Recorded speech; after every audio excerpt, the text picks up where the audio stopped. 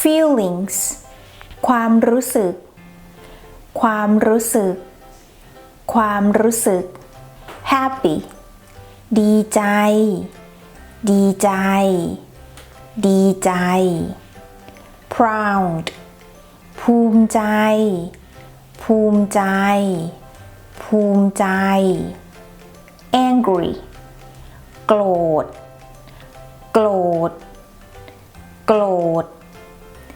interested in สนใจสนใจสนใจ calm สงบสงบสงบ or you can say นิ่งนิ่งนิ่ง nervous ประหม่าประหม่าประหม่า shine I embarrassed ขายหน้าขายหน้าขายหน้า in love มีความรักมีความรัก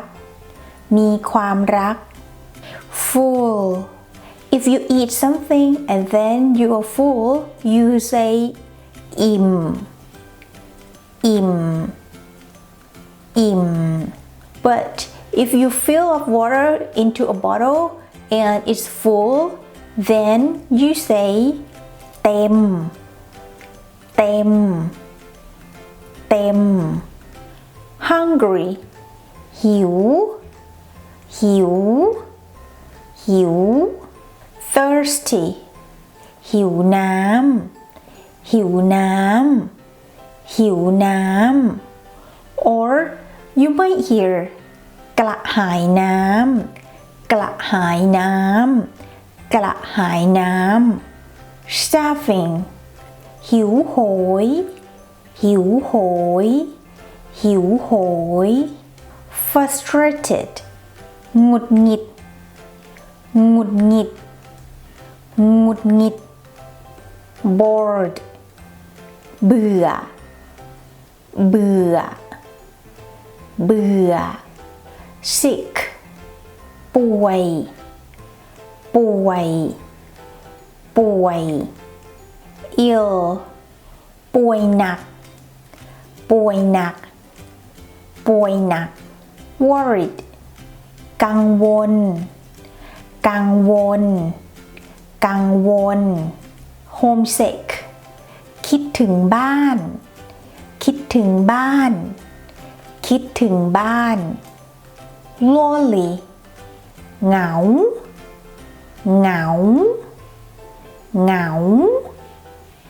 confused สับสนสับสนสับสน afraid of กลัวกลัวกลัว scared กลัวกลัวกลัว annoyed รำคาญรำคาญรำคาญ excited ตื่นเต้นตื่นเต้นตื่นเต้น sad เศร้าเศร้าเศร้า or you can say เสียใจเสียใจเสียใจ upset ผิดหวังผิดหวังผิดหวัง disappointed ผิดหวังผิดหวังผิดหวัง surprised ประหลาดใจประหลาดใจประหลาดใจ tired เหนื่อยเหนื่อยเหนื่อย comfortable สบายสบายสบาย uncomfortable ไม่สบายไม่สบายไม่สบาย